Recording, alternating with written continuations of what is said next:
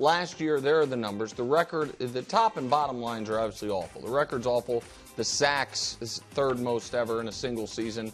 The middle numbers kind of in line with a lot of previous number one overall picks, but obviously not what those of us that thought he could, in his first season, have the year, to be honest, Jaden had expected. Brew, what do you think the chances are that Caleb struggles this year in year two? I think the chances are very good, at least early on. Oh, wow. I think first half of the season, and I don't mean be terrible, but I mean have growing pains, struggle, because Ben Johnson, he laid it out there. He's asking him to do, Caleb has been the ultimate backyard quarterback, and those are wild plays off schedule, running, using his legs, making these great throws when the play's broken. And Ben Johnson's asking him to do something totally different and play on schedule. And part of me thinks, and maybe this is because obviously I've covered basketball for so long, does the coach need to adjust a bit? He's trying to fit Caleb into playing like Jared Goff or somebody like that.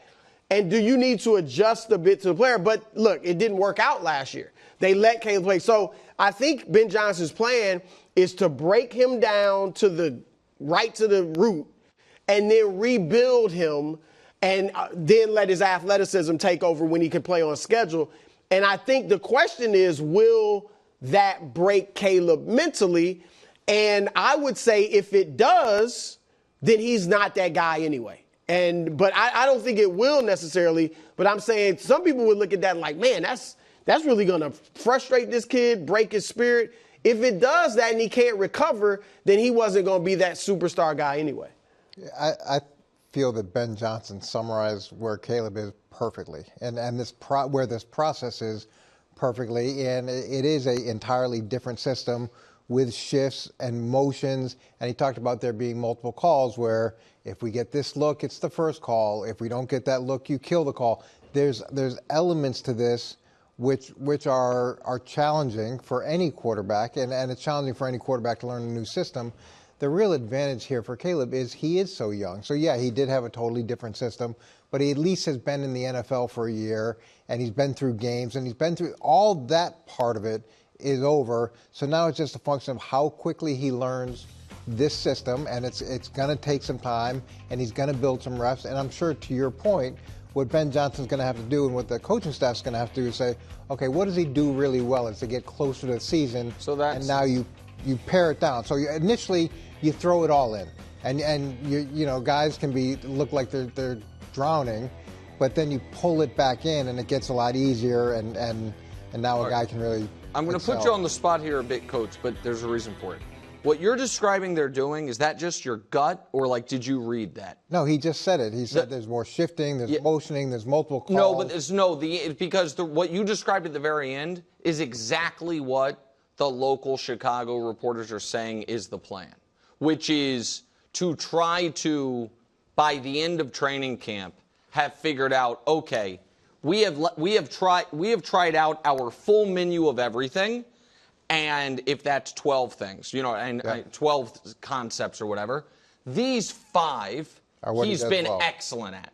So we are then going to build the house off the base of that. So the reason I asked was because I was just going to compliment you. It's either because I read that and that's how I figured it out, and it seemed like you just intuited that that's what he would do. And so I think that all of this is good for Caleb. I think, and again, people can say, Nick, you're being biased here. It's fine.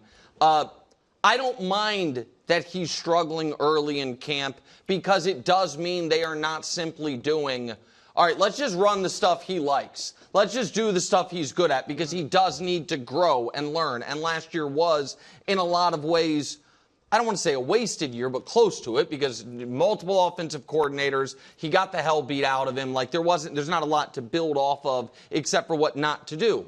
What I will say is this.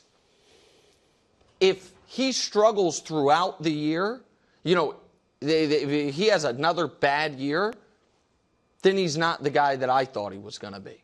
Because I understand he's young, but in the modern-ish NFL, guys who end up being great show it to you one of their first 2 years. You know what I mean? Like Patrick sat his first year, his second year won league MVP. Joe got hurt his first year, second year they're in the Super Bowl. Lamar played part of his first year, second year won league MVP. Jalen barely played his first year, his second year they went to the playoffs. Josh is a weird one because Josh was so raw, but he's still in the second year, got him to the playoffs, and then the third year, almost won league MVP. Like it's very right, but it's very rare that guys who have now you can have. How many people in that group have gone through coaching changes early in their tenure? No, that's fair. I'm trying to think if any of them did actually, the answer's just Jalen, right? Jalen at the very end. Yes. Yeah, Jalen, but he wasn't the starter until the very end. He just played at the very end of the year, so that's fair. But I just think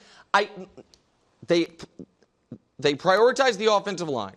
I like the wide receivers. I love the play caller. You know what I mean? I like the tight end they drafted. And I just think, I know you guys think sometimes I care too much about what guys did before they got to the NFL. But he was such a dominant collegiate player with a great work ethic. I just think he's too talented and too hardworking for it not to work out. And so if it doesn't, then it's just that he's not the guy that I thought he was. Yeah, I wouldn't write him off as a star, because we look at Geno and I'm talking about Darnold. As a star. Right, and that's the thing. Even those guys, those high picks, I know Geno wasn't that high of a pick, but who later on got it going and played pretty well, they're not elite They're not stars. Right, and so, yeah, I mean, so you need to see him be great this year. I don't need him to be great start to finish of the year. I either need him to be, pretty good all year, or what you described. You know what I mean? The first month is a little bit of a work in progress, but by the end of the year, even if it comes too little too late, it's like, man, last 6 weeks of the season, Caleb Williams was fourth in the NFL in this, third in this, where you see it click. Right. Like, I need one of those two things. Well, but to Bruce's point, what's happening in all these training camps right now, and it's happening in Chicago, is you go into the season with who you think you're going to be, and then you realize the good coaches and the good staffs realize who they need to be. And that's what's going to happen with Caleb, is they're putting everything in, and they're figuring out who they need to be and who he needs to be. And hopefully once they've defined that and they figure that out, you're going to see him, like Ben Johnson said, catch up to his physical skills. And if that happens, and when that happens, he should grow tremendously and show all the traits that we saw in college football. And real quick, before you get to Stafford, the point you made, Brew, about Ben Johnson with Goff, I think is interesting. I also, my intuition is most of these offensive masterminds always feel a little handcuffed with a quarterback that doesn't have a triple plus talent. Like, you know what I mean? Like Shanahan, I know obviously I'm not getting this argument. It didn't work out. But Shanahan took that huge swing for Trey Lance because it's like, what if I had a guy that can do all these things? Kevin O'Connell, I don't know if he's genius or not, but everybody loves him, was like, there's only so far we can get with Kirk. We want this kid from Michigan. We saw what Andy went from Alex to Patrick. Like, you have seen, like, the guys who, so I think Ben Johnson might feel like, man, I can reach a whole new level. No, I agree if I can get Caleb Williams to be Jared Goff. Plus. Jared Goff in structure and Caleb Williams outside of structure, then we're really cooking. All right, Coach. How worried should Rams fans be? Yeah, I don't think they should be worried at all. Oh, great. This is one of those situations where you've got a guy who's been in the system, 3 years now. So it's not like if he's missing these early reps in training camp, it's that big a deal. You give him as much time as he needs to make sure that he's as fully recovered and ready to go as he can possibly be. He's been pretty durable the last 2 years. Now, I know the last time he missed time was with a back injury, but over the last 2 years, that hasn't really been the issue. And then the other plus side of this is you get Jimmy Garoppolo a bunch of reps. That's not good for anybody. Well, no, it is good because defensive back confidence.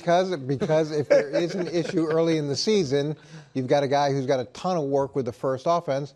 And it's not like the Rams lit it up last year at the early part of the season. They went 1-4 to start the season. So, in retrospect, I think they're in good shape. Okay. I am worried for Rams fans, and you're right. Stafford doesn't necessarily need the reps. He knows the offense, all that.